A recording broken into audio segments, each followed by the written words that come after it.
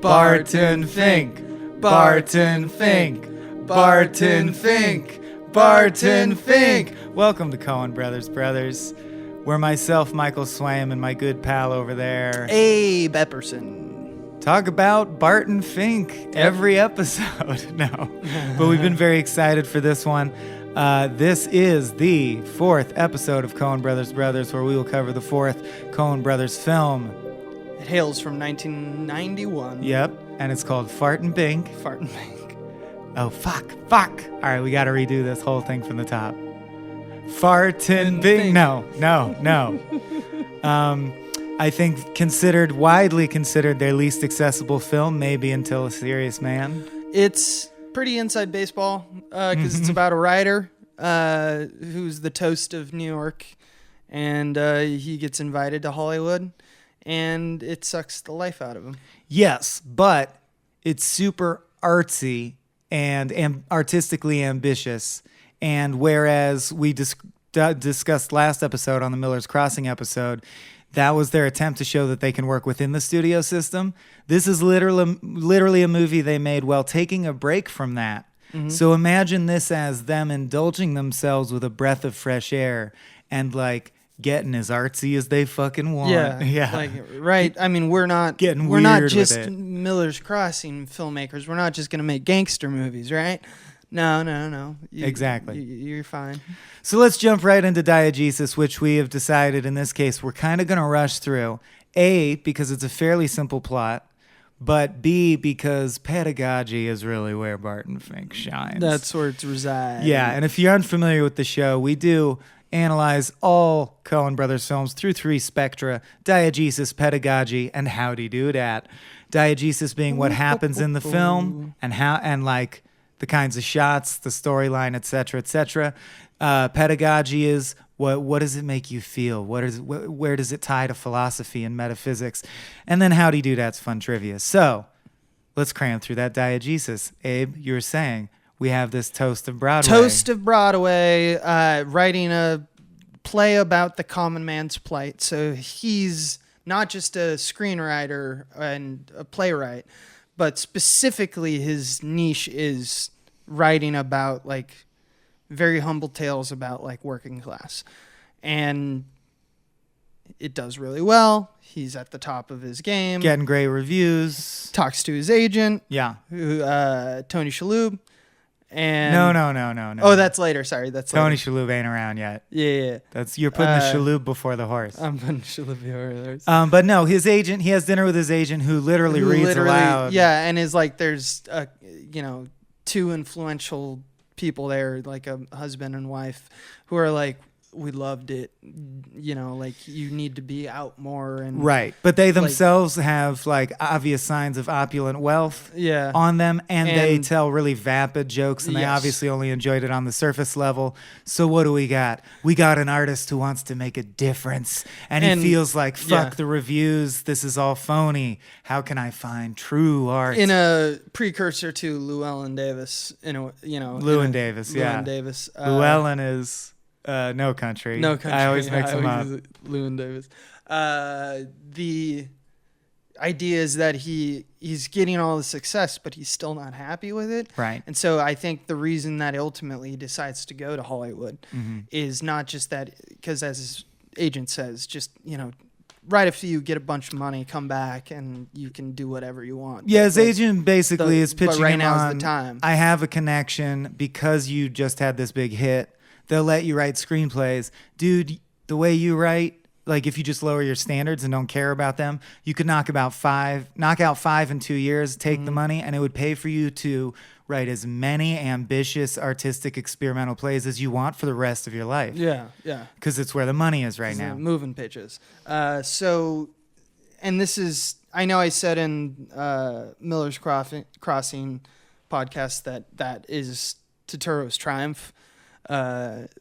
This movie is his movie through and through. Yes, John Turturro is the titular Fink. Yeah, he's the Fink.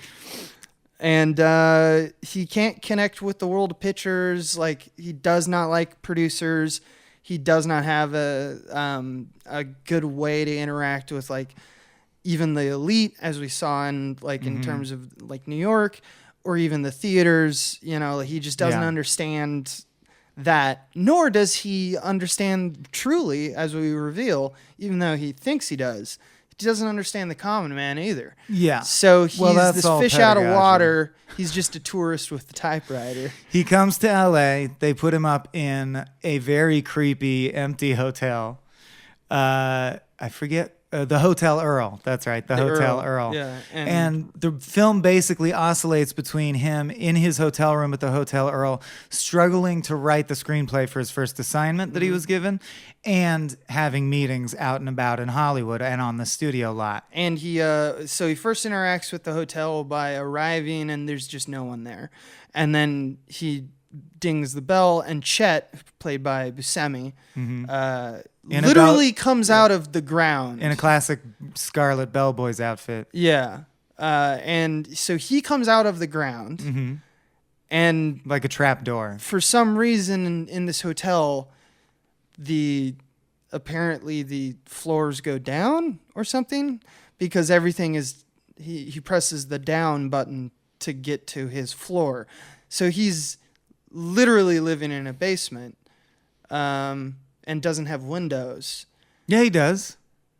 His room totally has windows. So it just doesn't make sense. I'm calling bullshit on the going down thing. Chet comes from underground, but the elevator goes up to the 6th floor. We see skyline outside his window, I guarantee. I thought it was like -6, but no, but I think what you're getting at is, are we spilling the beans on that already? I mean, the Hell Connection? The Hell Connection. Okay, I guess let's just do that then. I mean, you're throwing my whole perceived order out. We can cut this out and just jump no, we right won't. back. We always say that, and then they hear us saying that because we don't do it. No, I cut it out. But this is good.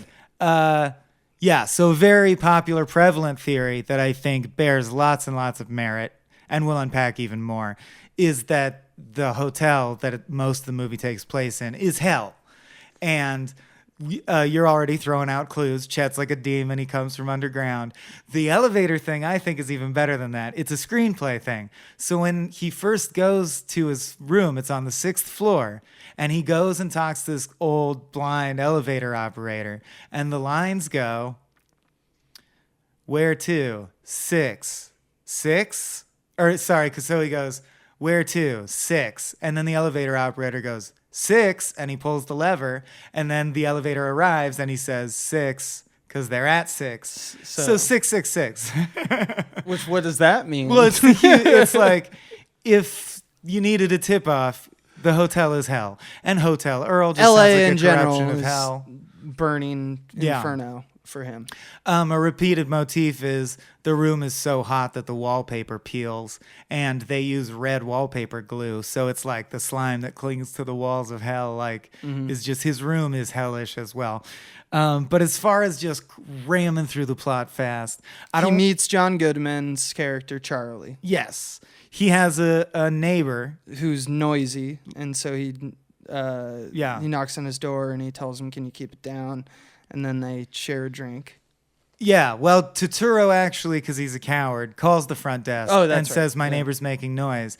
And you hear, because the walls are so thin, you hear Chet call John Goodman, who has been loudly sobbing, which is very disturbing at first. You just don't know why. He's just this crying man. And he goes, "Well, who called?"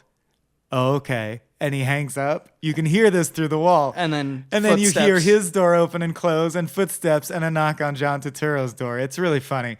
And John Turturro debates, can I not answer, get out of this somehow? But he answers the door. Yeah. And it turns out to be John Goodman, Charlie Meadows, who, so the way I'm going to try and get through the plot fast is, we spent a lot of time in the hotel and we spent a lot of time in Hollywood, and they sort of alternate. But let's just do the hotel stuff. You know what I mean? Yeah. So without getting into detail, they repeatedly drink together in John Turturro's room, and John Turturro bitches about how he has writer's block on this shitty screenplay, B movie he's supposed to write. Yeah. He can't get behind it because he wants art to be real. And Charlie is an insurance man. Yeah. And Charlie's an insurance man and really is a common man, and sort of just comforts him. They become confidants a bit at a time. They're his only friend, he says. Charlie listens mostly, and Barton talks mostly, which is key later. So in Hollywood land, why don't you cover what's going on? That's when he gets hooked up with Tony Shalhoub and goes through the system. So he goes through the system of like he's basically now a part of a studio where they're just like, just write this wrestling picture, this boxing picture, and he doesn't know how to write that. He's like, I've never done anything, like I don't know what it is. And they were like, oh, you know what you should do? You should just watch some. We're shooting, which by the way, I think it says Coen on the slate, and Roger Deakins as cinematographer for the footage that Barton Fink watches. Oh, so they show Barton footage of a different wrestling movie that's to being give him filmed. Ideas. And the cinematographer of Barton Fink, Roger Deakins, is also credited as the cinematographer. And this of is the the movie first within time the movie. that Roger Deakins has penned a DP of Coen brothers. This is been the first time. DP, yeah. So Sonnenfeld is now off doing Addams Family, and Roger Deakins is now arrived on scene. But anyway, We've shifted into D. yeah. So it's Jack Lipnick. Yeah, Lipnick, yeah. Is Yeah. the head of Capitol Pictures, the fictional studio. Yeah. And he's the one who personally took an interest and was like, oh, this guy who's the toast of Broadway, hire him out here. I want him to write some pictures. Yeah. So basically you have this basic A plot, which is Barton Fink can't write a story. In fact, he stares at a typewriter, writes... Classic writer's block Classic scenes, writer's block. staring at the blank page. Staring at the blank page, he writes a single sentence about, New York tenements and just can't move on until... I guess so. There's like stagnation. I guess There's stagnation. Until he meets the middle part is different WP. tactics. That's what I was going to say. Is he sort of pursues different tactics to try and break the writer's block. Right. That's the middle of the movie. And then circumstance allows that he's in the bathroom and he hears vomiting. W.B. Mayhew, who's played by John Mahoney, who's just a ridiculous drunk. Yeah. And he just hears him vomiting. They are washing their hands at the sink. Yeah. And he introduces himself, and Barton Fink realizes that this is Mayhew, And it turns out it's one of his favorite novelists. authors. Yeah, novelists. And he's like, of course you Help can me, help help me. me. Yeah. Because you're a novelist, which is a serious, real thing, and now you have to do this bullshit. I'm a serious playwright, and I have to do this write bullshit. This boxing What do picture, I do? Yeah. And yeah, Mayhew is such a ridiculous drunk, like public drunk. He's this well-spoken Southern gentleman in a fine three-piece suit who puts a hanky down on the floor to vomit, then comes out, takes out a fine silver flask, and chugs more alcohol immediately. Yeah. So this begins a very strange, relationship, basically just series of picnics where they chat between Fink, Mayhew, and his secretary/lover. Audrey, yeah. Who Barton Fink is originally romantically interested in, but she lets it be known that she's... So now it's like a Hemingway nod where it's just like he keeps visiting him. It might as well be the French Riviera, they keep meeting and he keeps having this kind of tryst, this involvement with her, understanding Mayhew as best that he can. Because Mayhew's because so he drunk. wants to get an access to that novelist spirit, that ineffable cherub that gives you art or genius. He wants to tap into it. And a defining feature of Fink is that he romanticizes it. He thinks there's like a muse or a goddess and he just has to reach it. Right. And so a lot of those scenes turn into philosophical arguments between he and Mayhew about what writing is and how you write and where it comes from. And Mayhew doesn't agree anymore because he's a fucking broken down, depressed drunk.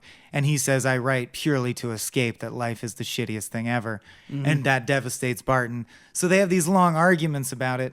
Meanwhile, on the emotional, personal level, Barton is just slowly realizing that he's intensely abusive to Audrey.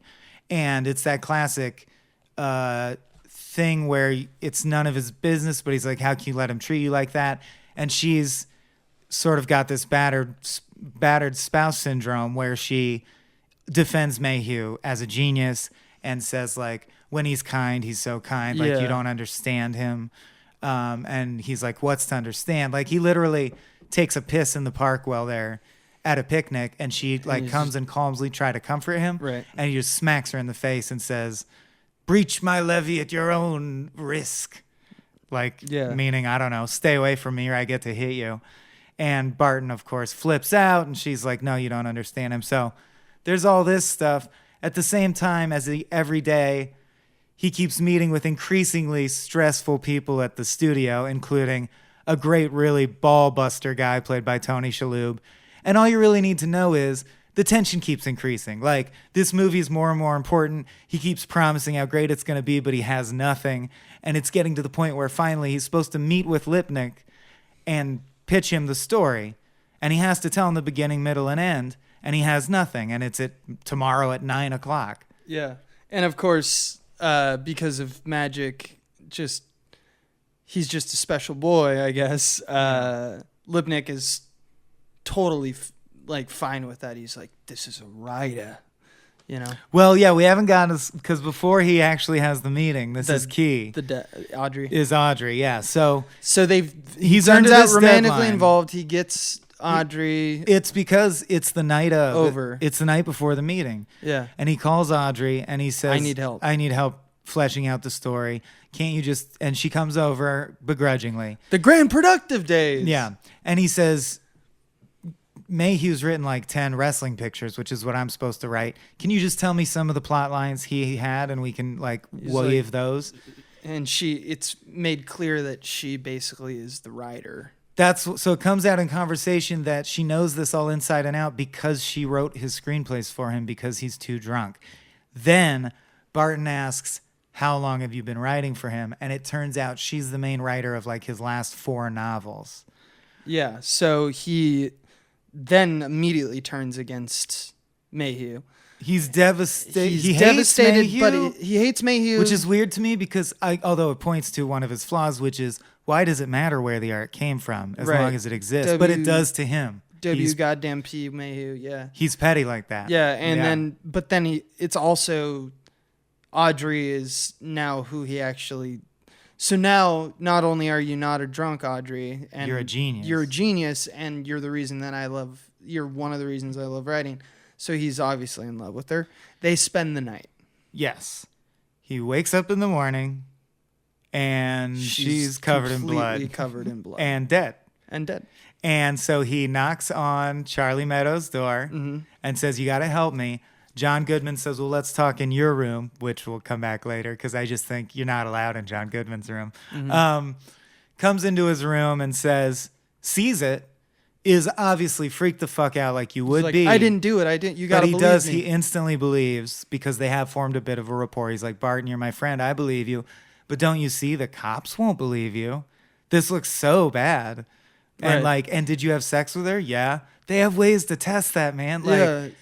So he says, you just let your pal Charlie deal with it. And he does. He gets rid of the body and we never see it again. Somehow it's gone. And Barton just waits in his room freaking out. Yeah. Basically, Charlie comes back and says he has to leave on a sales trip for a few days. And Barton's like, I can't handle not having backup here. And he says, yes, you can. Just stay in your room. Don't leave your room. I'll be back in 3 days. Also, because this will come back later, here's a package of personal belongings. So it's like a mystery box. The size of a head. It's just shit I don't want to take with me because I don't want to risk losing it. Can I keep it in your room? Just don't open it. So he leaves him a mystery box. He leaves for 3 days. Meanwhile, this is the scam scene you alluded to earlier, so why don't you tell it? The meeting comes where he has to tell Lipnick what his wrestling movie is supposed to be about. And remember, he's in shock. Like at this meeting, he's like, he just saw a dead body. He thinks he might actually have murdered her. If he did doesn't it believe in he a did, fit or blacked out or something. But something happened, and who killed her? Right. I'm the only one in the room. So Michael Lerner passes him over to Lou Breeze. Is that Lipnick? Michael Lerner is Lipnick? Michael Lerner is Jack Lipnick, and John Polito is Lou Breeze. Yeah. And John Polito, who you remember from Miller's Crossing, is Casper. The hi-hat. Yeah. Anyway, The hell with the story. A writer in the room, and I'm asking what the goddamn story is, Jack Libnick, the producer. We need more heart and motion pitches. We're expecting great things. So all of Fink's insecurities are now coming into pass. He's at his feet. There's a dead body. He can't write. The thing that he was hoping would help solve his writing is now dead. And made writing such a low priority. Like, now so he's wanted for murder. Yeah. The film takes a sharp stakes turn. Right. It's no longer about... Well, I mean, it is still. It is still about it. And by the way, I just wanted to point out, just because it'll come back later, above his typewriter, he has a soul picture, and it's a very postcard version of L.A., which is just a woman in like a bikini with an umbrella looking off into the Pacific Ocean. Yeah. And he kind of treats it like a muse. Like, it's like freedom.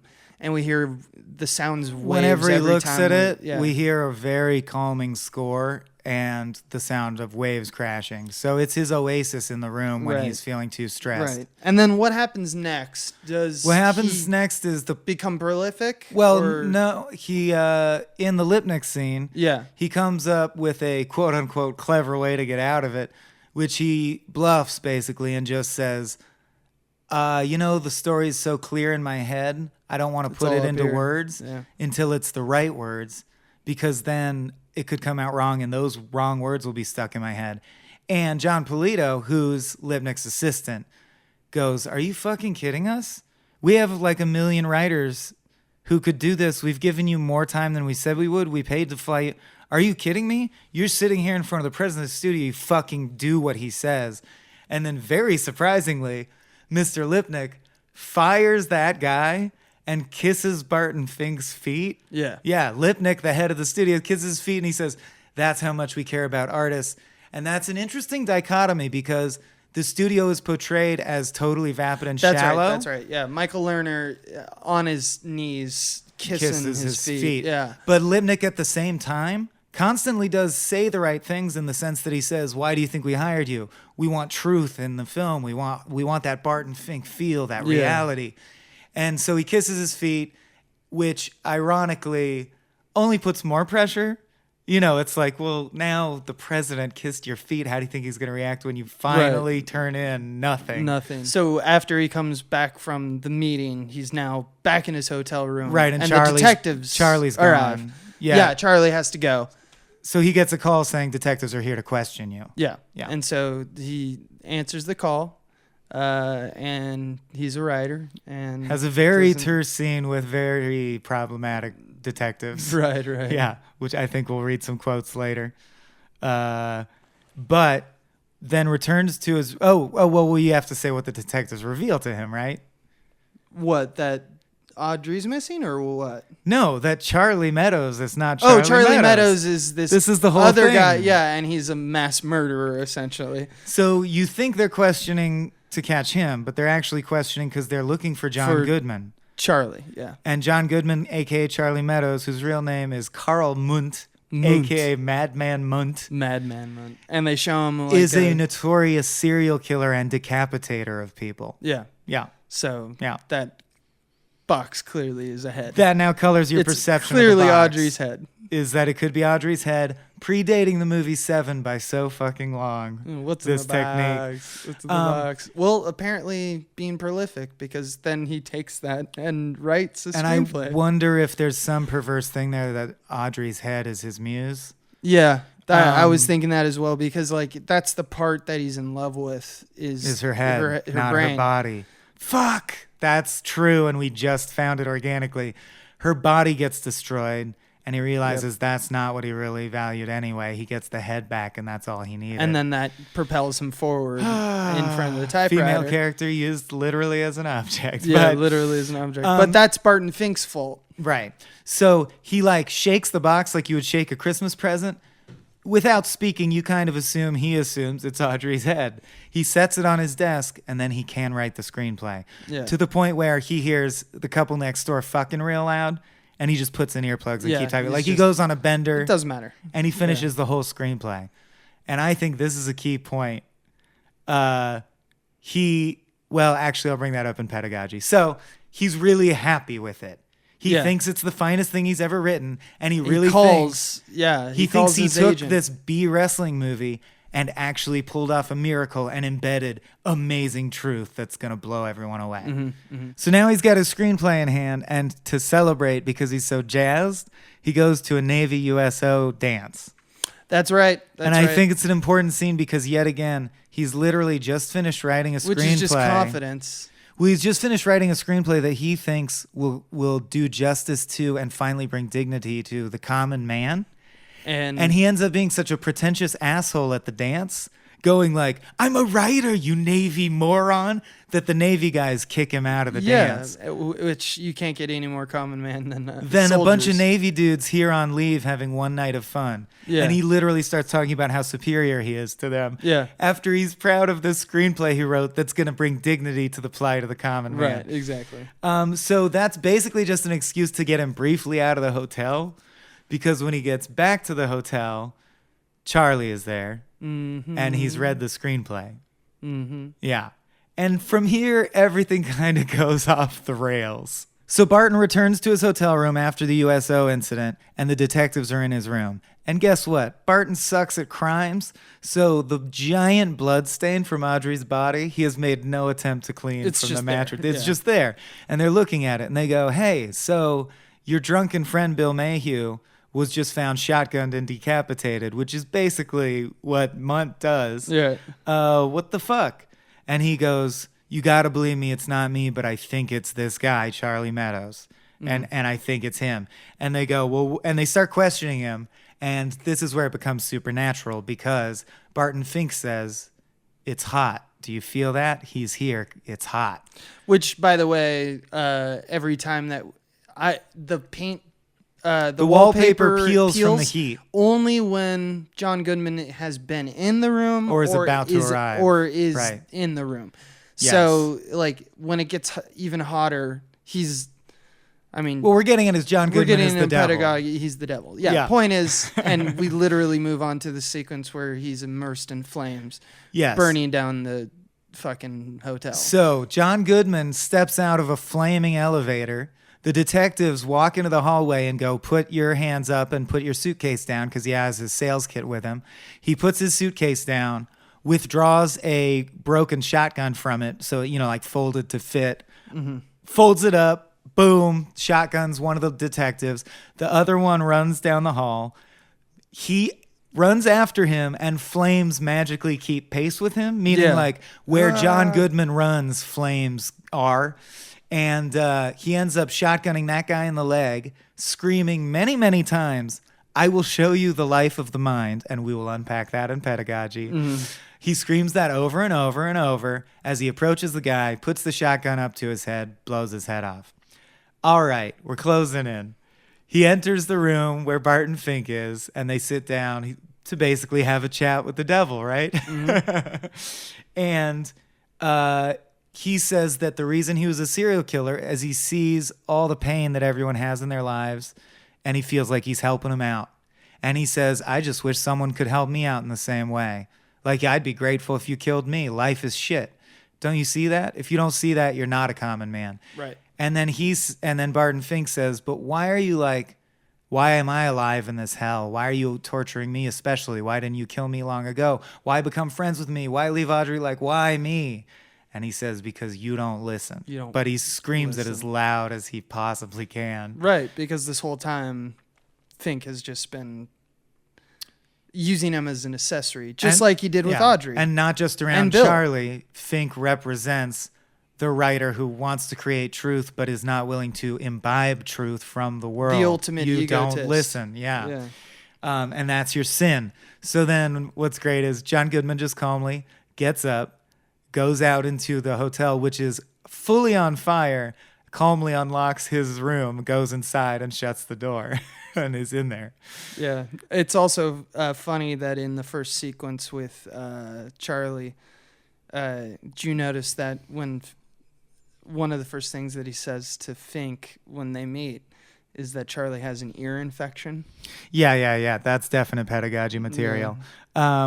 So I assume we'll mention diegesis stuff we skipped in pedagogy for context. Oh yeah, you yeah, know what I because mean? there's a whole. I mean, we didn't bring mention up the mosquito. Geisler or Tony Right. Shalhoub. So, but to wrap up Geezer. the plot, he rescues the two things that are most valuable from the room, specifically his script and Audrey's head. Yeah. And then somehow gets out of the hotel. Again, it seems clearly supernatural because the level of fire it's on, like he should be dying, and he walks at a calm pace down the hall and then leaves the hotel. Yeah. Cut to final meeting with Lipnick, who is now stepping down as head of the studio because he's been made a colonel in the army because World War II's happening. You're right. And he goes like, oh, I read the script. Yeah, I don't think it's very good. We're probably going to pass. So after all that, it's it's again an echo of Inside Llewyn Davis. It's the kiss off. It's the brush off. And he says, he even shames him. He's like, who cares about this fictional bullshit? I'm going to go out and save real people in the world in the war. Basically drops the facade, finally tears into Barton Fink and says, you're always a phony piece of shit. I can't believe I kissed your feet. You're worth nothing. I could buy 10 writers like you that think they know truth. It's all bullshit. Get the fuck out of here. And from now on, I have a standing order. We will purchase every screenplay you ever write, and we will never produce any one of them. And that's his doomed forever. Yeah. That's his doomed forever. Because I don't know if you knew this. You come into my home and complain that I'm making too much noise? Yeah. Which is what Charlie says. Oh. Which I think... That's why Charlie, when he says, why'd you take an interest in me initially, devil? He says, you fucking came into my home and then accused me of making up too much noise in my room because I was crying. Like, you're so insensitive. Yeah. And even though he does at one point say Heil Hitler, like... Yeah, very cheerfully. He does have a point that Barton Fink is kind of a sinful... I think the Heil Hitler is to remind you, but like the devil's still the devil also. He's still the devil. Muntz is a very German, is a German name, and Fink is Jewish. So it could just... And World War II is upon us. It could be an insight into the time period and all that, right? That makes sense. Now we're... You're right. I'm not calling it quite yet. But Heil Hitler is actually very time appropriate for a German serial killer to say. You're right. So just to parse out the very ending, he is now the proverbial doomed soul, because I want people who didn't know this to know this about the classic studio system in the 40s. And this is one of the reasons W.B. Mayhew's an irredeemable drunk. They could get you under contract for like 30 pictures or 10 years, whichever comes first, and they're unbreakable. And you're not allowed to write other things. So he couldn't even write plays until he has to fulfill this contract. Right. So he's trapped forever. And that was a real thing in the 40s, in the studio system. So the denouement is, we don't know what's going to happen with his life. He's basically fucked. He goes for a walk on the beach. He sees a beautiful woman in a bikini. He's the postcard. He sits down at the beach and he chats a bit with her, but then the shot resolves and lingers long enough for you, the audience, to realize, oh, the postcard happened in front of him. The image literally just came, and it's the same as that postcard that he used to look at above his typewriter. It's Plato's cave. Now, because it's time for pedagogy, we can start asking, well, why? What does that mean? What does everything mean? God, there's so much what does that mean in this movie.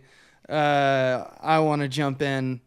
First off, I want to start with where do we start? The title of Barton Fink's play in New York is called Bare Ruined Choirs. And it's from a Shakespeare sonnet, number 73, for people who are wondering if I did my research.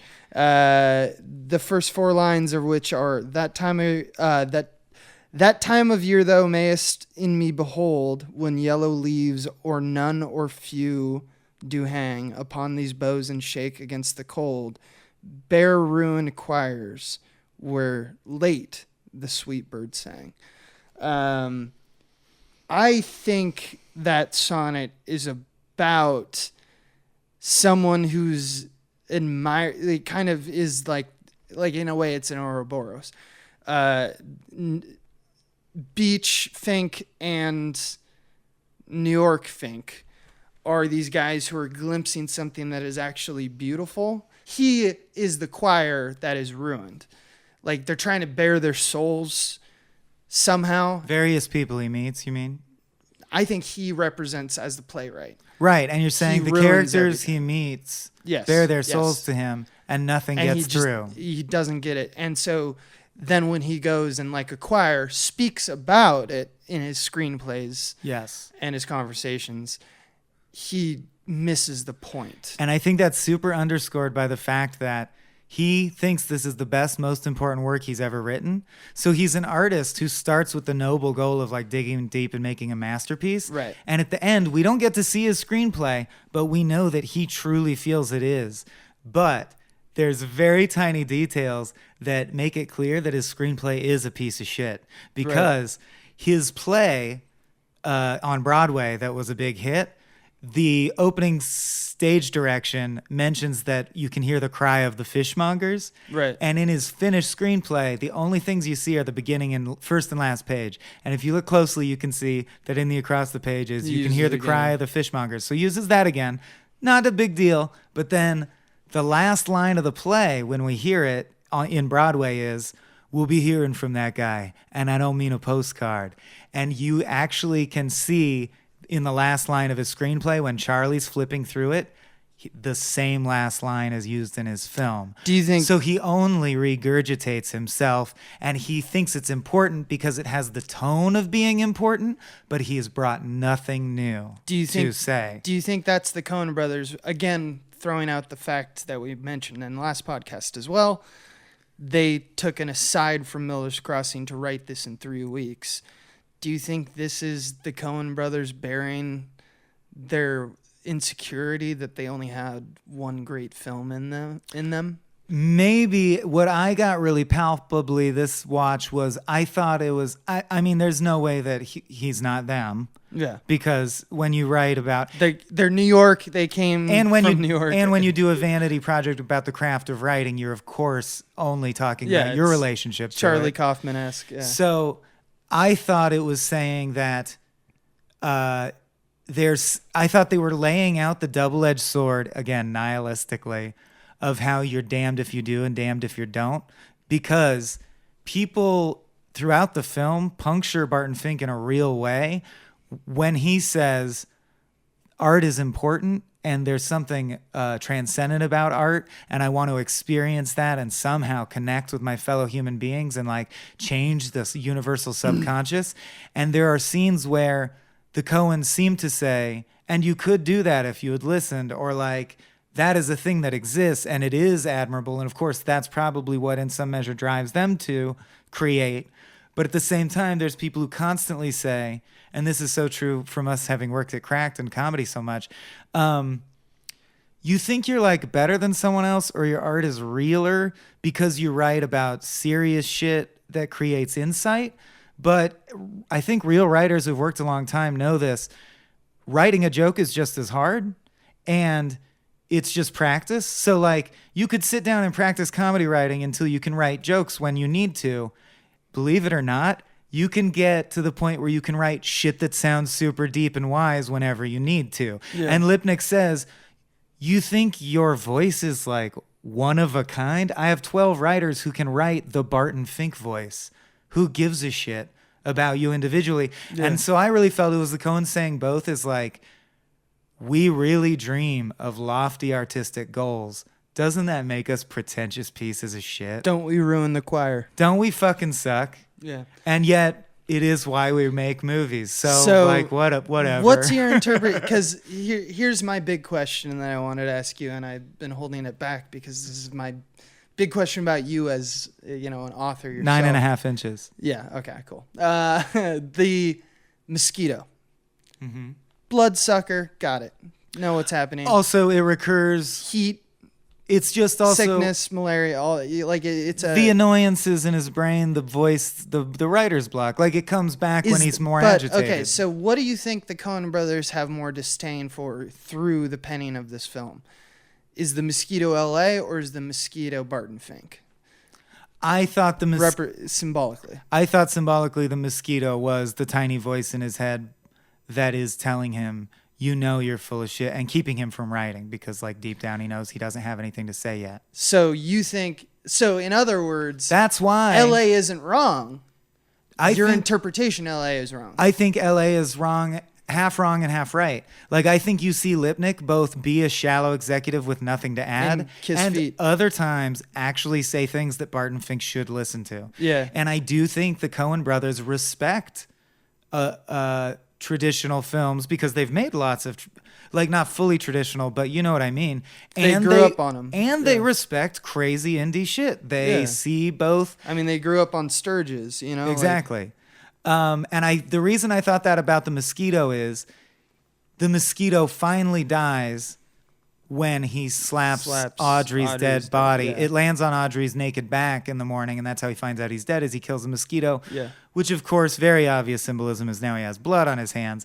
But I think the subtler layer is that his writer's block is gone now because that's when he becomes prolific. Yeah. I mean, it's all, like, to me, this film is very much like, I'm surprised they didn't do like they did with Oh Brother, where they're like based on Homer's Odyssey. Mm-hmm. I'm surprised they didn't do this with Dante's Inferno, just because he's literally a pilgrim. Mm-hmm. He's a tourist with a typewriter. Right. And everything metaphorical in this movie is about drainage. It's about a drain, Yeah. a mosquito, Ear infection. blood leaving a body. Yeah, having to seep ear infection pus from your ear. If you haven't, everything is leaking. If you haven't seen it, just to give the context, an ongoing, basically a recurring bit, you could think of it as, is in their repeated hangouts, Charlie, John Goodman, has a worsening ear infection. Yeah. And it's a fairly obvious symbol, but it's a great one. It's like a neoclassical, like, look how ugly Right. it is. Well, And- it's also the pus in his ear is the ear that John Turturro's always talking into. Right, so, So yeah. it's this fucking pretentious bullshit you keep spewing at him is actually causing him pain. You act like you are the common man, but all you do is Right. put, hemlock in their ear. And once he starts getting mystical and saying like ominous things, he does say, I hear everything in this building. It all comes through the pipes. So it's like the devil hears all this bullshit. I and know it's all your making him sins. sick. Yeah. Yeah. In other words, and not to get biblical on it, but because I mean, he It's literally it's biblical. It's biblical. I mean, he reads Genesis. Like in a lot of ways, Goodman is both the devil and God, but it's like the justification of why there is a devil. Sympathy for the devil, one could say. I did wonder if he was God frequently, but then also there's so many concrete clues. Like also in the screenplay, no one says the word Right. hell. John Goodman says it in every scene constantly. Yeah. Just incidentally, like, oh, hell, boy, I didn't mean to I do got a that. hell of stories. So it's Yeah. like he's the devil. But in a way, he seems like not the traditional devil. He's not as malevolent as the Christian devil. I mean, he's the great arbiter. Like he solves problems, he sells insurance, and he's a madman. That's the best job for the devil symbolically, is to sell insurance, because and his suspenders have dice on them also. Yes. It's pretending that there's safety in this life. He tries to convince people and get money and saying you're protected now, when he knows anyone could get decapitated at any time. In right? fact, I enjoy doing that. Yeah, exactly. Madman Muntz. Oh, and there's a great just off screen when he says he got a haircut. He didn't really care for it. He didn't tip the guy enough, or the guy asked for like more or something. And he goes, that led to a disagreement. And it's a barber. And then later when the detectives are talking to him, they just mention, oh yeah, he's killed all kinds of guys. 3 days ago, we found a barber with no head. So he obviously, that's the disagreement he referenced. Right. You mentioned the Bible passage. Right. And since we parsed the ruined choir verse, I also want to parse the Bible passage, which I did write down. So Throw it. at one point in his writer's block, Barton turns to the Bible, which is just the standard hotel Bible in the room. He reads from Daniel 2, which references Nebuchadnezzar, which incidentally, the name of the book that Mayhew, the drunk, autographs for him is called Nebuchadnezzar. Yeah. I don't exactly know why that connection is there, but I do think I understand the reason it's Daniel 2. So the passage is called The King's Dream. It's actually Daniel 2:30. And the passage is, "And the king Nebuchadnezzar answered and said to the Chaldeans, I recall not my dream. If ye will not make known unto me my dream and its interpretation, ye shall be cut in pieces, and of your tents shall be made a dunghill." And I think they found the perfect Bible verse to explain what a filmmaker's goal is. Like, I reflect upon me my works, but if you're wrong, fuck you. Right. And let's say I am the audience. I forgot a beautiful dream. Tell it to me, but also it has to be clear what it means. Help me decipher it. Yeah. And that's what Speak Barton truth. Fink fails to do, is like, make known unto me my dream, show me a movie, tell me a story, and its interpretation. Barton Fink can't do that. Yep. Well, then he's going to get cut in pieces, and of his life shall be made a dunghill, which happens. Which happens. Yeah. Then he turns to the book of Genesis, and he sees, instead of the words of Genesis, his own screenplay. The text of his own screenplay has replaced the words from the book of Genesis. Yeah. And I also, this is more of a stretch. I'd love if you have a theory on that. I do. Okay, what's your theory on that? 'Cause Well, I'm I mean, vague. there's a reason why Daniel 2 is next to Genesis, because Mm-hmm. Genesis is about the creation. So one is about the unwelcome remainder of not understanding creation. So he hears that, and it, like an ear infection, he can't hear it. And then he goes about creating after he meets the detectives, but this is all kind of like very close. He goes to the Bible first, right? Mm-hmm. I think Genesis is more of the reason that his words are Genesis is because it's about like, and let there be light kind of stuff, you know, like just the idea of like, I'm now going to create my own world. I'm now going to create my own screenplay. But he didn't read the directions, and the directions were, you're about to do something great. Mm-hmm. You're about to try to pen something that's going to speak truth. But you got to understand its consequences and really speak the truth and understand it. He's just penning pulp. And rather than reading the Bible, which is a traditional way to absorb wisdom, whether or not you agree with that politically or whatever, sure. I think symbolically it fits. Again, he's not listening. He's not listening. He's just staring at the Bible, imagining how great it's going to be when he writes something that's so good it should basically be the Bible. So his sin is that he thinks he's God. He projects his words onto it rather than imbibing from it yet again. And so the preamble, the introduction, you know, Daniel 2 is basically explaining to him, you're about to do this, you better do it right. And then he doesn't listen and then writes it anyway. Yeah. And that's, you come into my home. Right. And a recurring theme with Charlie, as well as the ear infection develops, is Charlie constantly says, Barton will do a whole screed, very academic, high-level vocabulary that's very insulting to John Goodman in a backhanded way. Yeah. Like he'll say, the common man has a dignity that transcends the metaphysics that has been handed down by the mindless caste system. I know this won't mean anything to you. Yeah. And then John Goodman will try to interrupt and go, well, actually, I have a thought about that. Yeah. And he goes, I am sure you do, but what I'm saying is I want to create a theater of the common man where the stories of the common man... I have stories. No, shut up, though, because I'm going to make the stories of the common man come to life. No, I know, I have stories. Right, I know, but shut up. Yeah, but you know what's the problem is these literary types. Who don't listen. Who don't listen, who don't understand. I understand. Yeah, you know, which is why when he screams at him in the best John Goodman scream ever, why me, what's my sin? You don't listen. It's the payoff for all of that. The ear infection, all of that. You thought you were my friend. You acted like I liked you. And you thought you had the audacity to think judgment comes for us all, and you are not a good human. And I think you have the audacity to think your being an artist makes you somehow important, and you think that you can make important statements about life just because you're just because you're special, without listening to people, without being tied into the community around you. Mm-hmm. Like, go fuck yourself. And I just want to, throw in there those lines. The grand productive days. W. Goddamn phony Mayhew. Mm-hmm. a writer not coming to terms with a wrestling pitcher says this. He's trying to make a point about you don't need to put your soul into everything. Mm-hmm. And he's also, slapping Mayhew across the face for being an asshole, which he is. Yeah. But he doesn't realize that he's speaking about himself. Mm-hmm. Also, sometimes you have to make a wrestling picture. The Coens note to the gangster picture of Miller's Crossing. Mm-hmm. So they sometimes if we want to really take Daniel 2 to heart, it sounds like both of our interpretations. Sometimes you gotta do things you don't want to do and not pour your soul into it, because stories are bigger than you. And you have to be humble. You can only learn from a place. Sit down, bitch. Be humble.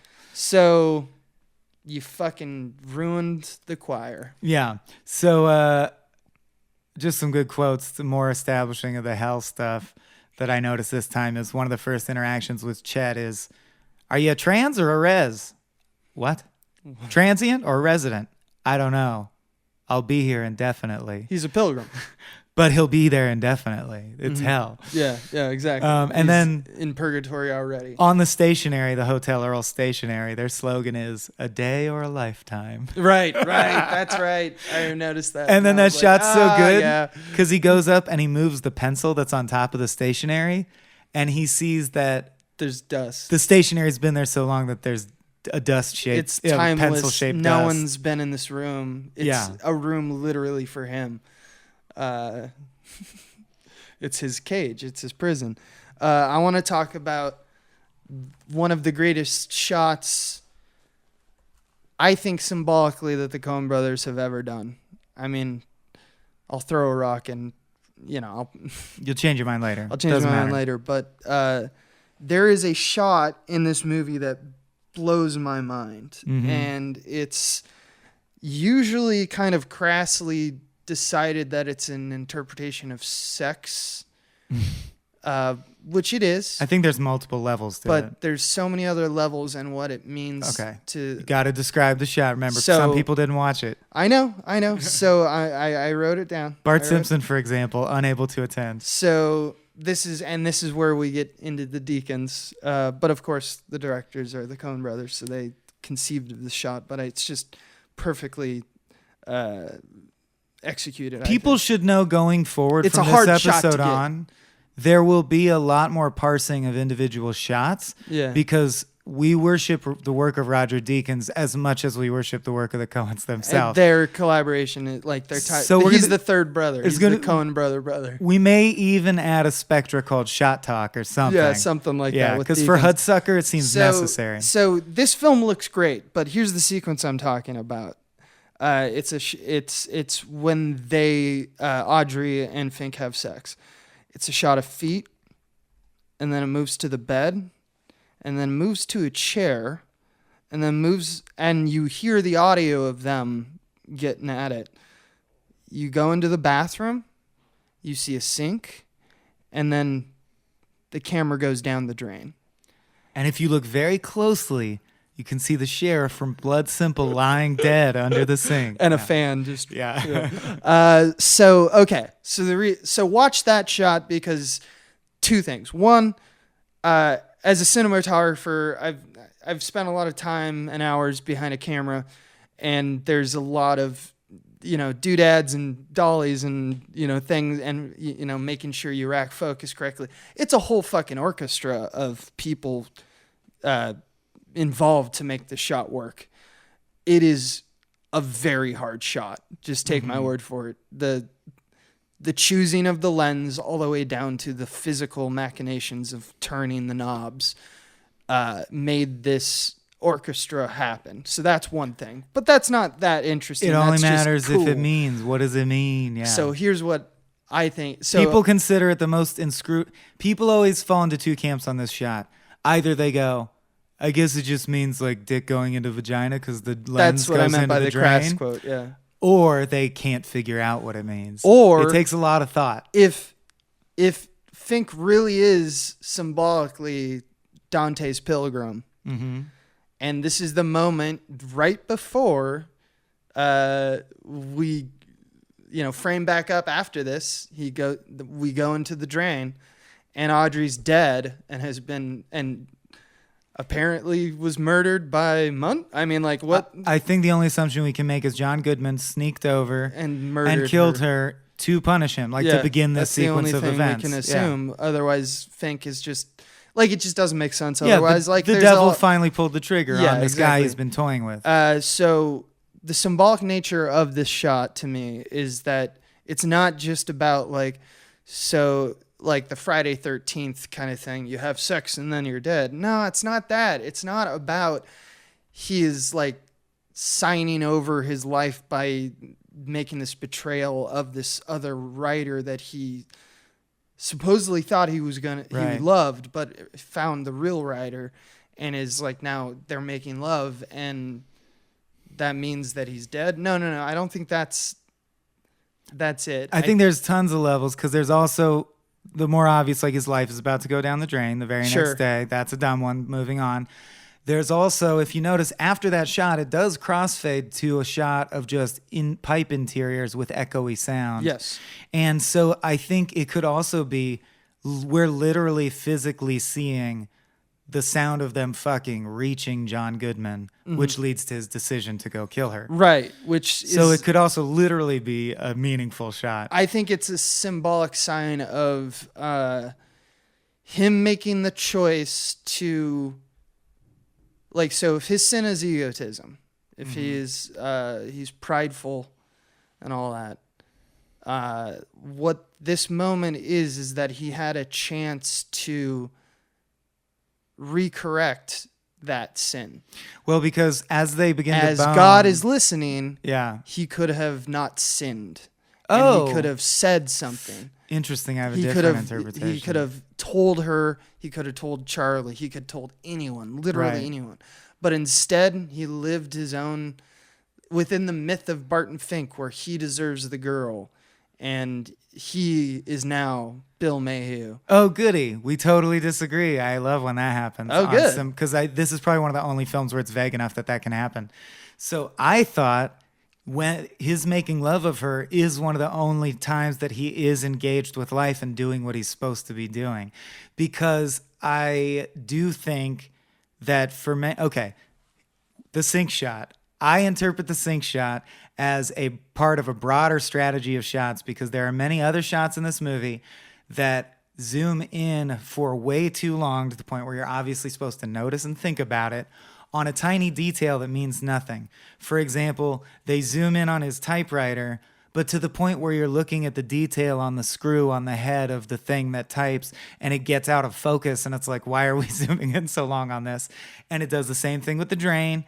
And the opening shot, the credits shot of this movie, is the wallpaper, zooming in on the wallpaper, which incidentally, when it finally zooms in, you realize that the wallpaper pattern looks very much like flames. Hell Hotel. But because of that, Ferris Bueller did not invent this technique. I think it's symbolically the same too. I think it's about how forest and trees. There are moments, right? We spend most of our lives, even the writers who claim that all they're trying to do is notice reality, most of the time you're blinded by your mind and your chattering thoughts and perceptions and misperceptions. Every once in a while, and the postcard moment is the same, there's a beautiful moment where you're fully present, and that's what he should be mining for material, because that's when you're actually experiencing life. And I'll just say, a lot of people experience that feeling during orgasm, like with someone that he respects and admires and feels like he's developing love feelings for.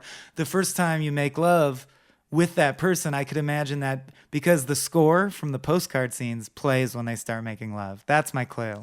I disagree. Okay. Because I think so. I thought zooming into the drain was yet again saying, like, while he's boning, he's more present than he's been in many hours. I think it's pointing out, just like Daniel too, I think it's pointing out that for a writer or someone who's a creator, they fixate on the wrong thing, and that's why it gets out of focus. So he is fixating on his own myth of, like, he is a great writer who deserves to be with her, and that is an unforgivable sin. Just like Is focusing on the typewriter. Because Mayhew does not deserve her objectively.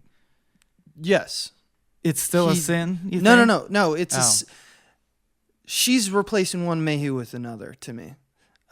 He wouldn't hit her. That's right. Different. That's right. He's a more empathetic one, but he still believes his own. He still believes in his own mythos. Yeah. Yeah. I don't think Mayhew does. Mayhew represents the writer who has decided it's all bullshit. Finally. Right. He's in a way he kind of is a opposite reflection. Or, right. He's his foil. Yeah. Yeah.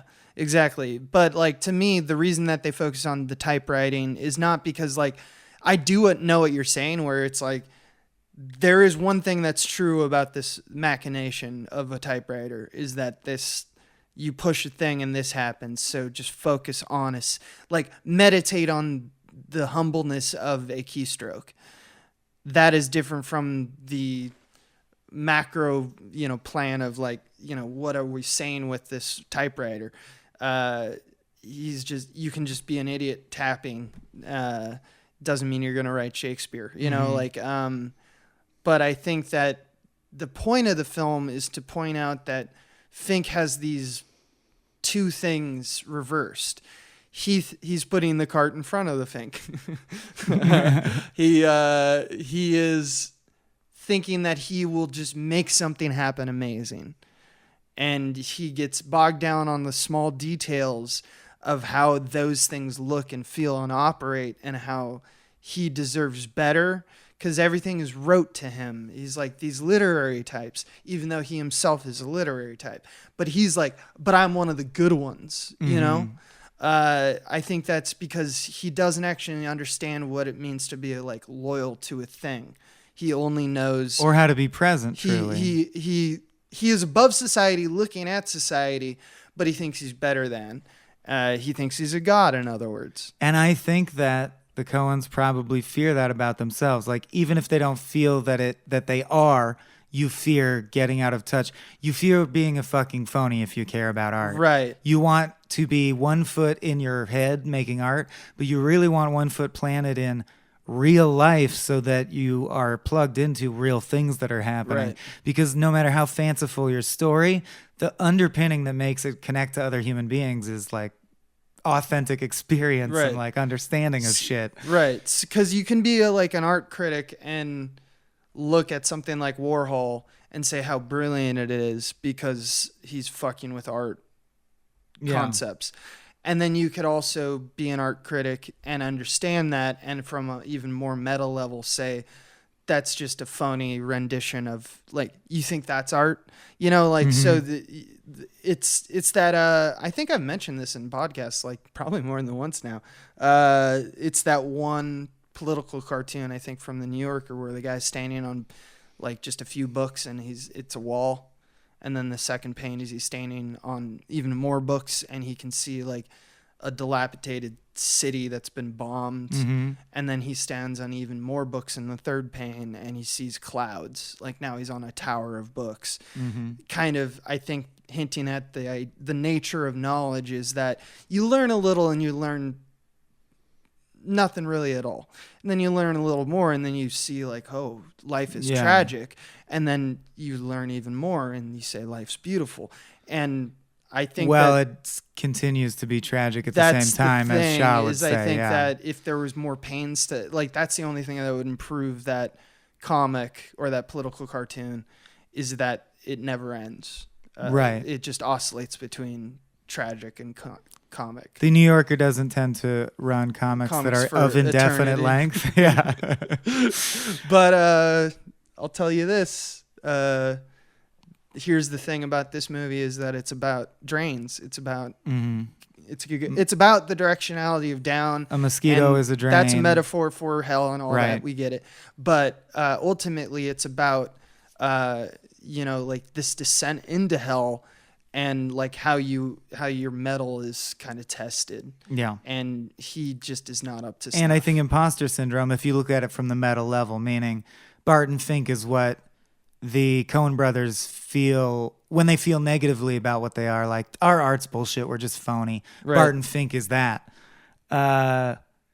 I'll show you the life of the mind. And by the way, the Coen brothers will not confirm or deny any of these interpretations. No, they're so fucking coy about this movie, and it burns me up. I actually found interviews where they say things that I'm like, that's a lie. You're just fucking with us. They're liars. I have no problem with it because I'm just like, all right, that's how you want. Because that's a fine tactic. It's whatever. I mean, it also is the same people who, when they won their second Academy Award for, I think it was Fargo, they just went up because they already said everything they wanted to say in the first Academy Award speech.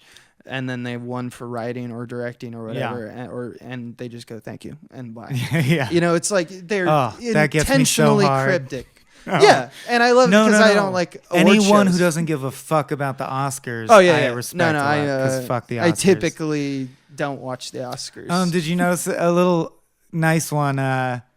Chet, because everyone shines their shoes every night. Functionally, it just gives Charlie another excuse to burst into his room because their shoes get swapped. And for a moment, Barton Fink is wearing Charlie's shoes, and he can write. Then when Charlie comes in and says, we have the wrong shoes, and they switch, he can't again. He can't again. So walking a mile in another man's shoes would have also helped, but you forwent that. Yeah, and that reminds me, just because we were just talking about the Oscars, too. Wow, this podcast is turning a lot more self-aware, but I mean, that's... So a very Barton Fink thing to do is what I just did, which is to make a meal out of the idea that, like, Abe Epperson doesn't like the Oscars. Mm-hmm. If I were to write a picture that was the point, I would be Barton Fink. Right, because I'd be a guy who would be like, you're misunderstanding the point of things and overemphasizing the machinations of the real big story. And you think that you're interesting because you're counterculture. I'm doing what our protagonist is doing, and because you have interior pain. Like he says, well, he's around people suffering much, much worse. Several times, I have pain most people don't understand. Right. Like he fetishizes his pain in a way that he thinks it makes him special. I'm somehow smarter. I'm somehow more emotive. If you've heard our other Small Beans show, Tales from the Pit, having internal pain is not special. It does not make you special. It's not. It's one of the goals of that show is to normalize that shit. Yeah. What is it? Life is suffering? I can't remember. Some very famous man said something Life's like a beach, and then you die, I think. Life's a beach. Life's just a bowl full of cherries, but mine's the pits. I want to talk about that ending too, because what does that ending mean? Can we talk about the ending last then? Because I have a Gatling gun of things that aren't really pedagogy, but they're like gems of lines that should not go unrecorded. I love how Lipnick talks, and I think they do nail something we didn't really say is. And we glossed over Tony Shalhoub, which is a shame, and I don't want to dig too much into it because a bunch happens. Geisler, Geezer. But in the middle, they do a great job of depicting how confusing and weird it is to go through the Hollywood system, where Lipnick tells him, this is the most important script to us, please take care. And then his assistant says, just crap it out, he doesn't care. Also, he won't even read it for 8 weeks. And then 2 weeks later, the same guy comes back and goes, where's that script? It's super important now. Like, all that shit is handled masterfully. It's at the whims of whatever. Yeah, it's a farce. Yeah. And part of that is Lipnick talks so fast all the time. And my favorite example, and changes topics to the point where you're dazed. One of my things is, and also don't worry about being a Jew. I mean, no one minds that you're a Jew out here. I'm the biggest Jew in this town. But I don't mean my dick is bigger than yours. It's not a sexual thing. Do you want a coffee? Wait, like, that's a line. Is this Tony Shalhoub? No, Lipnick. This is Lerner. Yeah, so I'm saying Lipnick always does. That's a quintessential example.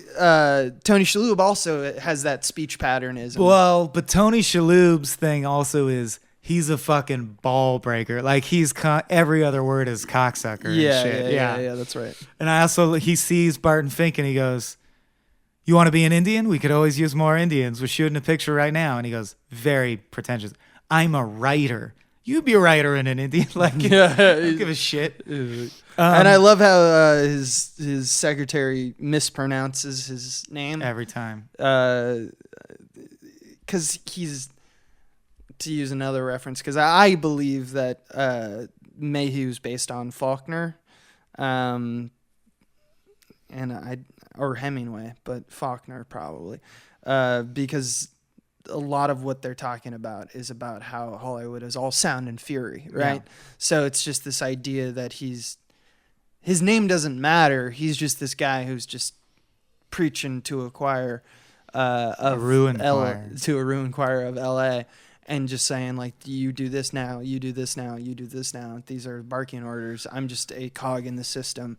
Well, when he watches the screener of the other wrestling movie, which is called Devil on the Mat, it masterfully shows how depressingly vapid he feels like this thing he's being forced to do is, because it's dailies. So it's the same shot over and over.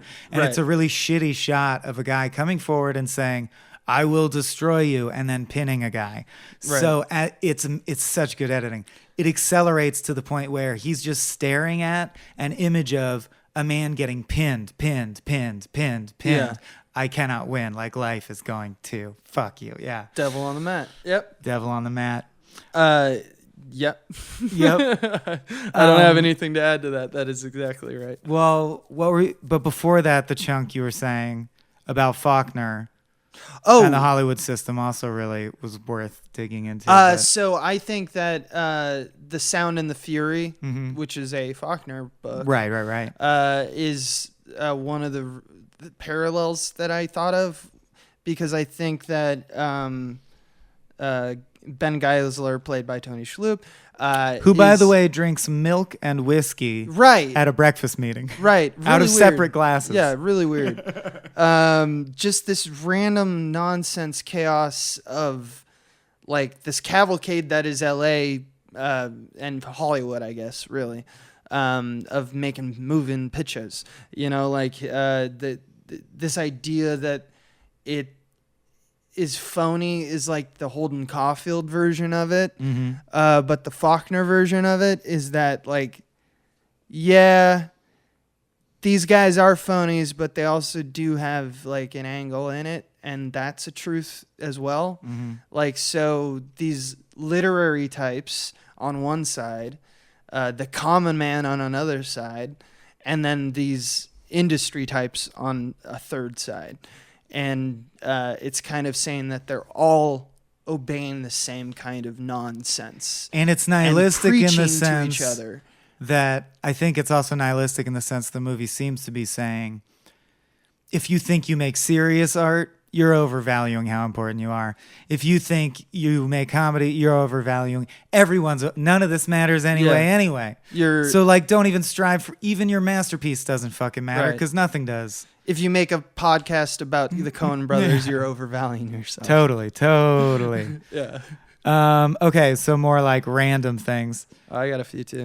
This just underlines the thesis yet again, but I did think it's a beautiful resonant line to end a scene on when Barton Fink witnesses Mayhew hit Audrey and wants to, like, fight him, and she stops him, and he says, well, fuck him then. He's just a write-off. Like, he's worthless as a human being. Right.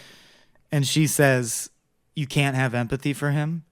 And he says, no, why should I have empathy for him? And she says, empathy requires understanding, and walks away. And the last line of the scene is he goes, what? What don't I understand? I just think it's a great encapsulation, again, of, like, the ear infection of, like, empathy requires understanding. What? What's to understand? Here's my play. Isn't it great? Yeah.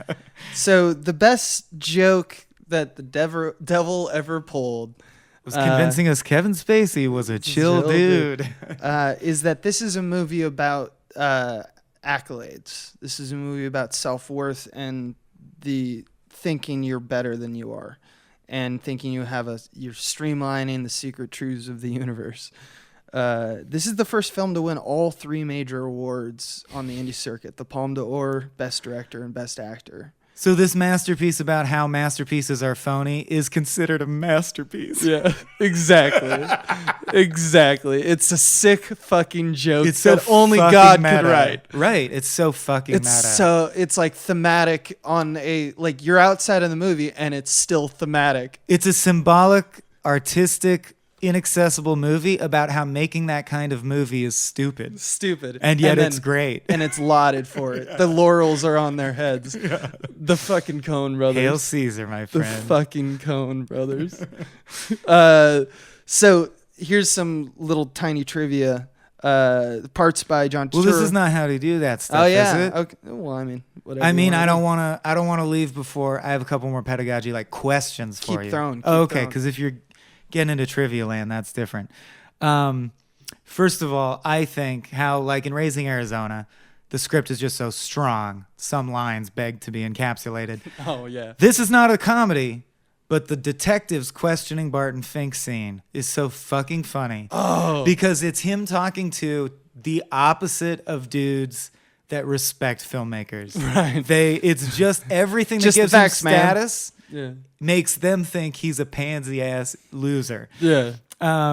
So he goes, they're hostile, they treat him like he's pretentious, and he says, oh, don't worry, see, I respect working men like you. And he goes, oh, Jesus, ain't that a load off? Ain't that a load off? Then they show him a mugshot of Goodman and say, do you know him? And he says, yeah, he's Charlie Meadows. And he goes, yeah, and I'm Buck Rogers. His name's actually Carl Munt, as in Mad Munt. He's a little funny in the head. Likes to shotgun people and decapitate them. Yeah, he's funny that way. He's funny that way. And then the other guy goes... That's right. He's funny that way. The other guy goes... Yeah, he just killed his ear, nose, and throat man, all of which are now missing. Well, he still had most of his throat. Physician, heal thyself. Good fucking luck with no fucking head. And then he goes, then we found another body. Nice tits, no head. Know anyone who fits that description, but, you know, with the head still on? Like, they're awful men, but they're awful funny. Men, but they immediately feel like a Simpsons character. And then he goes, well, I do know one thing about Charlie Meadows, and I hope this is helpful. He said he really likes John Oakey pictures. Right. Who's an old actor. And he goes, that's not helpful. See my partner there? Note how he's not writing it down. Because these guys they're just the facts. They just want to understand what's going on. And in a way, that is what screenwriters should do, is just inspection of reality. And they don't care. They don't feel big if they get a lead. They just start churning out, the fucking hits constantly. Charlie's final lines, I think, are important. I'll let people analyze them on their own. I'm not a madman. I'm not mad at anyone. Honest. Most people I just feel sorry for. It tears me up inside to think about what they're going through, how trapped they are. I understand it. I feel for them, so I try and help them out. Yeah, I know what it feels like when life goes bad. Front office puts you through hell, Bart. So I help people out. Just wish someone would do as much for me. Jesus, it's hot. Sometimes I want to crawl out of my own skin. Which I think the last line is just like creepiness coming in. Yeah. And then he says, but why me? And he says, because you don't listen. Now that I hear that, it's actually a lot more clear to me that John Goodman is the devil. That is the devil's that's the only time we hear the devil's justification because for why he does. The front office is God. Yes. So in a way, and Chet he says, is God. Literally, the front office puts you through hell. Yeah, right, yeah. And to me, that makes the crawling out of the skin a little bit more than just a creepy line. Because if we remember, Lucifer was a seraphim, an angel who wanted more. And if you remember in Dante's Inferno, at the bottom level, it's a frozen pit where the devil's chewing on like Judas and two other dudes. Treasoners. But the important point is, the devil is also being punished. Right. In some interpretations of hell is just as bad for the devil because he's suffering as a sinning angel. And I think that's the devil we have here because he says, come on, Barton, you think you know pain? Because I made your life hell? Look around this dump. I live here. You're just a tourist with a typewriter. Do you not understand that? And you come to my home that's so hot and you complain to them that I'm making too much noise in my home. Yeah. And he says, I'm sorry. And he says, don't be. Right. Yeah. Because you've done, your words mean nothing. Your actions spoke. Then he stands up and leaves and says, I'll be next door if you need me. Oh, by the way, I lied. That package isn't mine. Which is like basically just confirming that's a hit. Yeah. Yeah.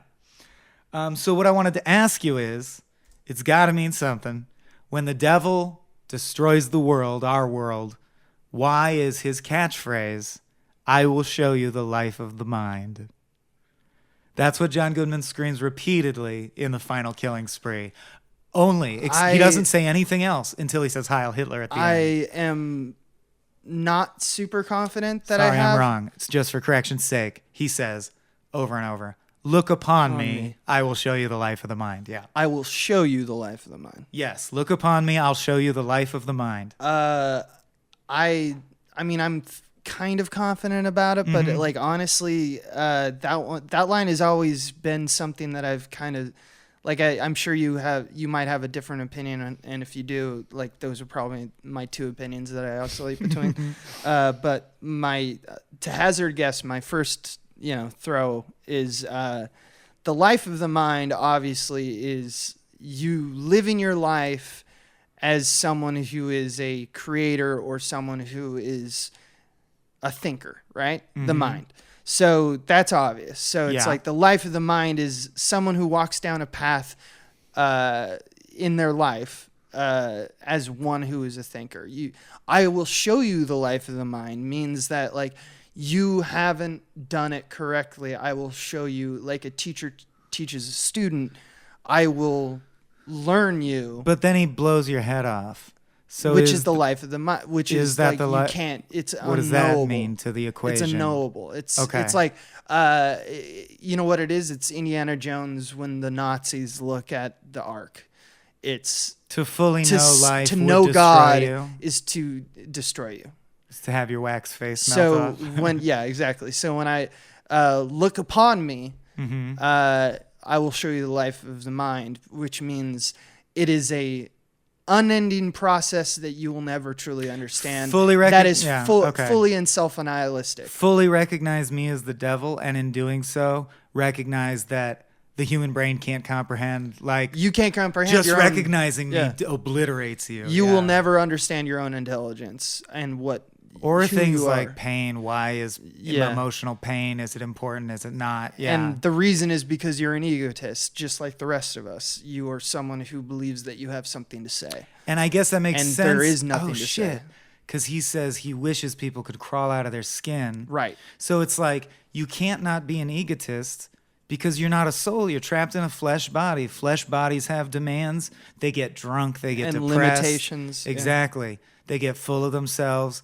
And so he, as the devil, really feels he's helping you by getting that body out of there. Just get it right out. Why don't you just go have the life of the mind? I'll handle the body. I will handle this for you, Barton. I'll take the body out of here. I'll remove that physical and I'll leave you with a box, and inside it is inspiration. And in it, I will leave you in the spiritual wake of you possibly murdering someone. Right. Well, because I also think... which will eat you the devil to would death. say, if you want to know what life is, you got to wade through the shit, too. Mm-hmm. And that's Barton's chance to wade through the shit. Which makes the ending shot... Yes, we're wrapping up pedagogy with God. maybe the hardest to explain symbol throughout, which is this postcard image. And if I may provide context, because I think you'll provide a better explanation of it, I just want to be clear about what happens, because I think the dialogue could be important too. We know Barton's damned for all time. He's walking on the beach barefoot. A woman approaches. He sees her. She calls out, but he can't hear what she says over the waves. I'm saying that like it's important because it could be, but I don't know if it is. He says, "What?" She says, "I said it's a beautiful day." Ooh, okay, maybe because it's his first attempt to ever hear someone, right? Okay. He actually tried I'm nodding for podcast listeners this whole time. That wasn't my realization. That is a key. By the way, Abe's eyes transmitted. He was like, looked in my eyes and was like, "You idiot, that's what it means." Obviously, it's his first attempt in the movie ever to hear someone. So yeah, "I can't hear you. What did you say?" And she says, "I said it is a beautiful day." And he says, "Yes, it is." And she says, "What's in the box?" What's in the box? What's in the box? And he says, "I don't know." And she says, "But isn't it yours?" And he says, "I don't know." Then there's a long pause where she looks at him like, "That's a weird thing to say." And he says, "You're very beautiful. Are you in pictures?" And she says, "Don't be silly." Then she turns around and recreates the pose so that she's literally in a picture, pictures. Yeah. But don't be silly. So what is it? I have something for that. Throw But it out. I want to hear all yours because I gave the context. This is one of the more complex images, so I may not be the best person to say it, but I do believe, to be Barton Fink for a second, I do think I see it. I don't know if it's perfectly the right answer, and I don't think the Coens do either. Is it a sublime moment? Like is he good in that moment? Is that good? He's changed. He is his changed tactic. in minor ways. So the reason that it's important that I think that they don't hear each other first, and then he's literally listening. He puts in effort to hear what a stranger says. Yeah. So in that regard, yes. Mm-hmm. He has changed his tactic. He's stopped talking. He said twice now, "I don't know," which is probably the Humble wisest thing he could say. Yeah. wisest words in the English language is "I Right. do not know." Yeah. And he doesn't reflect on it in a way. He just witnesses it. So as you pointed out, and it's really good. She's literally in the picture. I never even thought of that. That's fucking amazing. Are you in pictures? Are you in pictures? Yeah. Well, you're in one that I know. Yeah. It burned down though. So she is something that's real. Mm-hmm. She's basking in the glory of, he's admiring the glory that she's basking in, which is also she's a part of. It's important to note the focus of the shot, because her face is turned away. The focus of the shot is not really the beauty of the female form. It's the beauty of the ocean and the sun. It's all the things. She's your stand-in. Yeah. Like, she's there experiencing it. You're experiencing her with experience. It. Yeah, exactly. Points to the meta-ness. Well Yeah. said. Yeah, experiencing someone else's experience, which is the has act of been writing his problem. film. Yeah. And it's also what filmmaking is. And it's his problem because he's trying to reduplicate the experiences of something he knows nothing about, the common man. To quote Hudsucker Proxy, Right.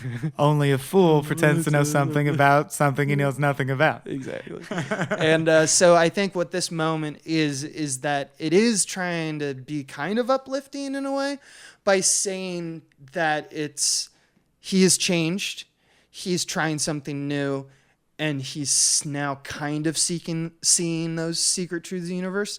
But the film ends before that we know if that resonates or not. So we still haven't been able to change our judgment on Barton Fink. There is no reaction shot of whether he absorbed this moment. Yeah. It just zooms in on the moment, and he's present there. He has the opportunity to see this. In fact, it's the most egotistical shot of the Coen brothers' career, in my opinion, because it's like them saying that they filmed something that was actually real, and whether our main character or protagonist sees it or not, it was real. I was going to say, I feel like because in a way he is them, their psychological selves. Yep, and that's them. They couldn't bring it to be fully nihilistic. They give themselves a sliver of hope at the end. Right. Like the spirit that is Barton Fink has the tools around him to improve if he needs to. I showed you the door. I hope you walk through it. And also I think the door, because I know a sequence you love is maybe the most efficiently anyone's ever traveled across country in a film is he's in New York, slow crossfade to a wave crashing on a beach, slow crossfade to the hotel, and he's in L.A. Yeah. No one has to say anything. No one has to say anything. It's just the During city. this last beach sequence, that shot is also repeated. Right. Before he even meets her, he sees that. So I was wondering if that shot is the gateway to hell. That shot of the thing crashing on the rock is the gateway to hell. So just at the end of the movie, he escapes back out of hell into the real world, and the last scene takes place in the real world. Oh, interesting. Maybe. Yeah, that.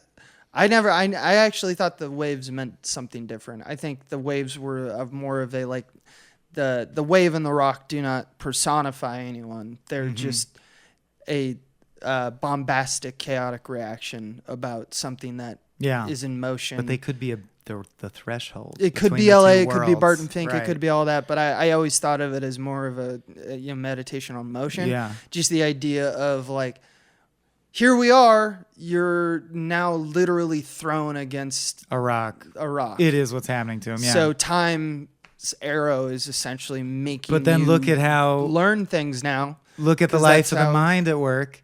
Then when you see it at the end, it's a soothing image. You know Yeah, what I mean? yeah, it is. It's like you've become this hardened rock, but at least a wave is washing over you. Like Mm-hmm. you can change everything based on your inner life. Well, it's the Shakespeare sonnet. I Absolutely. hope you understand. Is what he's saying. yeah. That how the grandeur of beauty in its death and its life and its turning, the leaves turning yellow. And The two-sided pieces of long text definitely support each other, because in the Bible quote is the flip side of that coin. It's saying, and if you can't make us understand, don't try, because you're Don't just try. pumping out shit. Yeah. yep. So more, this ending One- scene could go forever. I want one more thing. Well, I want to say one thing about the ending scene. the last like 2 seconds of the film. Oh, but I'm not done unpacking the lady on the All right, beach cool. yet. Okay. Keep going. I think he says, okay, so she asked him 3 questions, and you're right, 2 are, I don't know, which is a sign of humility. The first one is, it's a beautiful day. Yes, it is. So he does, I feel like it's a good moment in that sense that, and that's again, this is only if you buy my idea that the slow zooms are about those rare moments that you're truly present. And that might be me projecting my beliefs on the film. But if they are, it would work with that. Like, oh, it's a beautiful day. Oh, I'm not just seeing it in a postcard and trying to replicate it on a typewriter. I'm sitting on the real beach. It really in the is day. a beautiful day. Yes. Then I really like the interchange. What's in the box? I don't know. But we know that it's probably a decapitated head, right? Right. Is it yours? I don't know. And I think that's saying, because this is a quintessential Are you philosophical holding your own question. head in the box? No. I think it's a quintessential philosophical question. Are you culpable for the results of your actions, given that your actions ripple out infinitely and are unpredictable, which is a nihilist philosophy? Meaning, that's a head, that's a woman you loved who got decapitated. Are you responsible? I don't know. How do you parse culpability? Could I have taken a sequence of actions where she wouldn't get decapitated? Yes. Yes. What percentage is who to blame? Did I personally decapitate her? No. I can't. I don't. can't. Yeah, so I like that. And I feel like that's the same as saying, like, are you the author of your acts? And therefore, are you the owner of your art? Are you the flesh body individual, the owner of the art? Not really. Once the art, or are you? Because it's intrinsic to you. It's the question, yeah. And then the last line, I just like, don't be silly. Don't be Because silly that's is all so he's good. ever tried to do to a fault. He wants to be perceived, foreshadowing, as a serious man. And that's what makes him fucking pretentious. Also, the question, are you in the pictures, it kind of has like a call and response second question. If it was like, yeah, which is, well, I'm a I'm writer. But instead he neglects to say that, which he never has And before. that's why she calls him silly, is that like, there's this one little knee-jerk thing of he's like, well, I do have a little bit of clout and I am a little bit special. Yeah. So, you in the pictures?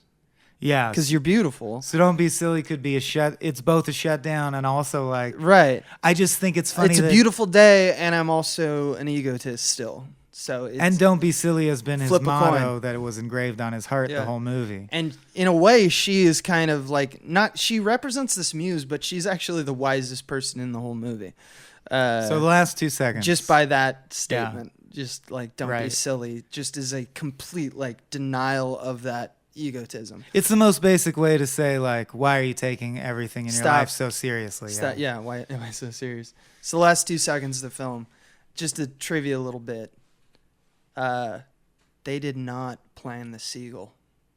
Oh, the seagull flies by and it is in the same position as the postcard in the hotel. It is. There's an interview with them. It is. They say the most amazing thing that's ever happened to them on any set ever of all time.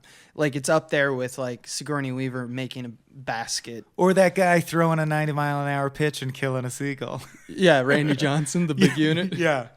It is not only like perfectly framed, but also like, so you can't give them any credit because they didn't plan it. So Right. they have no authorship over it. I think it was God saying, "Don't be nihilist." I exist."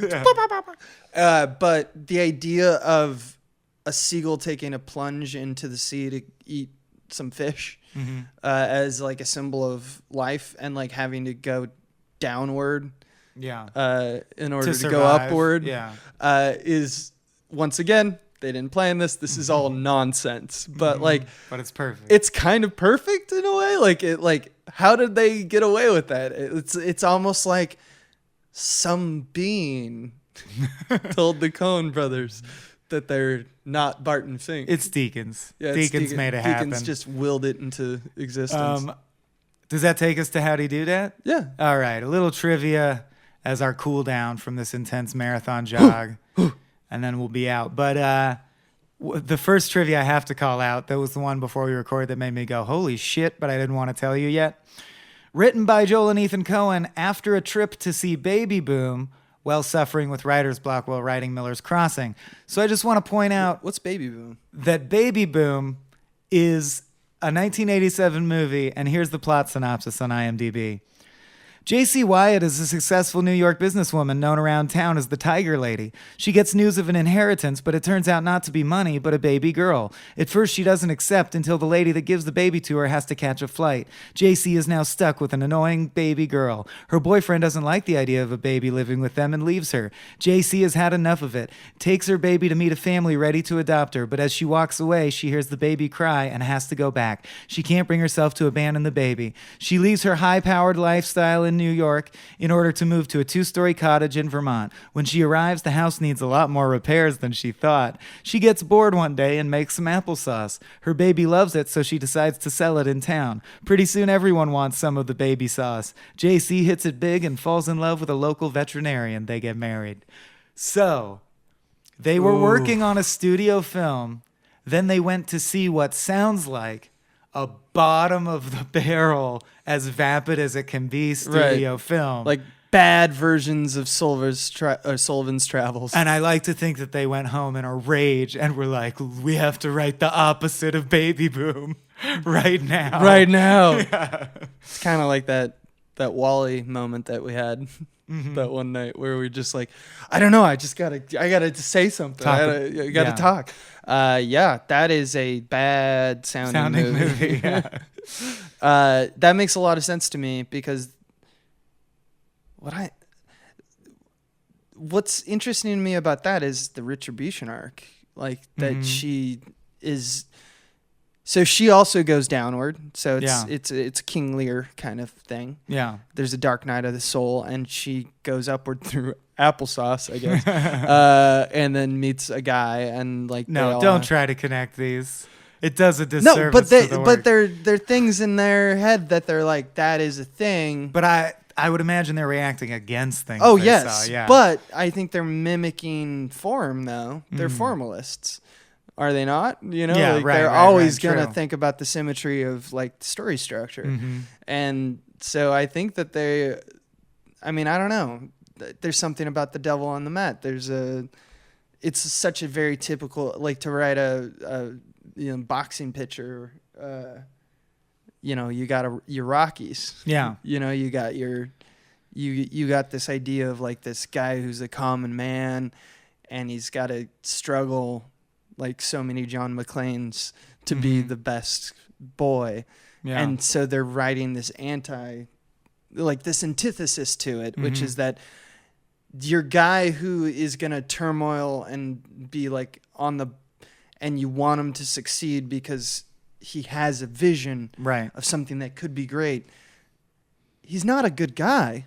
So that's them saying like, fuck you, Baby Boom. Yeah, well that's, yeah. You're a fucking piece of shit that's spinning falses. You're what Barton Fink is. Yeah. You are just reflecting onto the world, your hopes and dreams of your own ego, and that you're special, and you aren't. More trivia.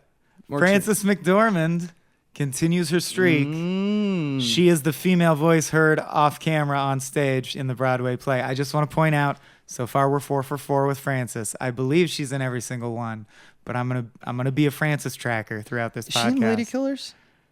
We'll wait and we'll find out. We'll remind I ourselves. don't think she is. Michael Lerner nominated for an Oscar for his role as Lipnick. Well deserved. John Turturro, John Goodman, John Polito, and Steve Buscemi were all written with them in mind. Yeah. So it was crafted like a play with the cast in mind already.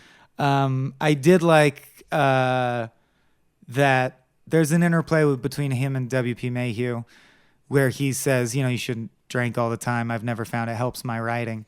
And he says, I found it helps my living or something like that. Yeah. And he says, have you ever heard the story of Solomon's Mammy?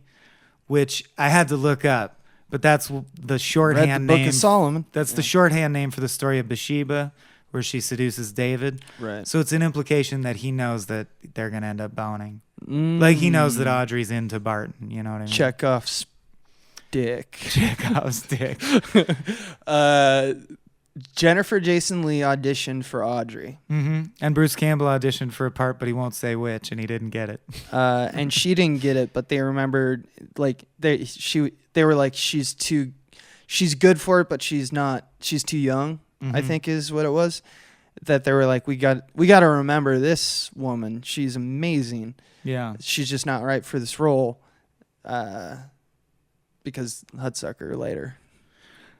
At one point, this is so funny to me, but neither here nor there. Fink says to Charlie, because it's just a coincidence, that his play works are about common people like Charlie, and says that he, quote, hopes and dreams of the simple man one day becoming as noble as a king.